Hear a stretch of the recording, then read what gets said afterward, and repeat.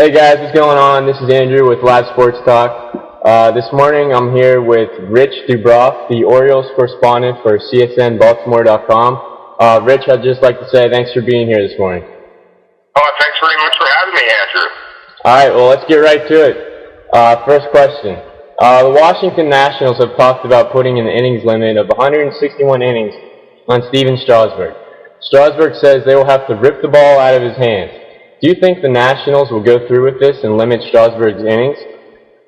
Well, you know, Andrew, I think that they will rip the ball out of his hands because they've been very, very careful with him. They were very, very careful with George Zimmerman, who had a similar type surgery before Strasburg.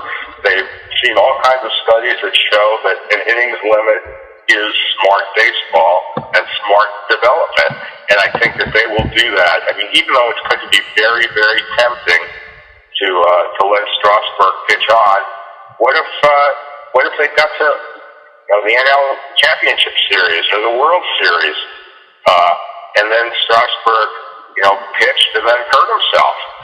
That would be very, very detrimental to the future. They think that they're a team that's going to be very, very good for a number of years to come, and they don't want Strasburg's short-term development to get in the way of the long-term development. And I think that they will police him. They will put a governor on him. All right, thank you. Very interesting. All right, next question. Along with the Nationals, you also do a little bit of work with the Orioles. What do you think the Orioles' wild card chances are? I think the Orioles' wild card chances are going to be very, very difficult because Buck Showalter has done a masterful job, I think, at managing a team with a lot of flaws. Flaws at first base, flaws at third base, flaws in left field. Their starting pitching has come around recently. They've gotten 7 quality starts in a row. Their bullpen has been very good, but they don't have a team that gets on base a lot. They're dependent in a lot of ways on the home run.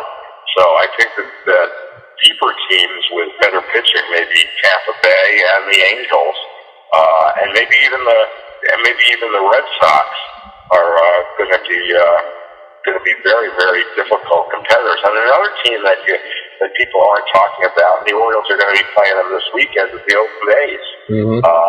They have a very, very strong team, and the A's are very strong competitors for that wild card spot too. Yeah, it'll be very interesting to see what happens.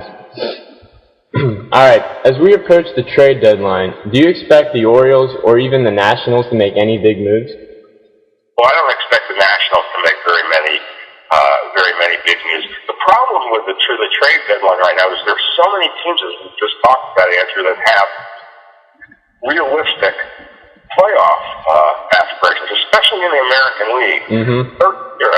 Right now, in the American League, 11 of the 14 teams are rated 500 or above. In the National League, it's a little more spread out, but you have a lot of teams that have these wild card aspirations, and not that many teams doing the trading.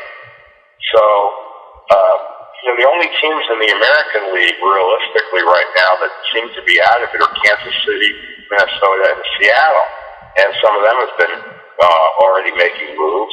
And of course, in the National League, you've seen Miami with Hanley Ramirez make a big move, mm-hmm. and the Cubs are obviously going to make some moves here to try and get younger.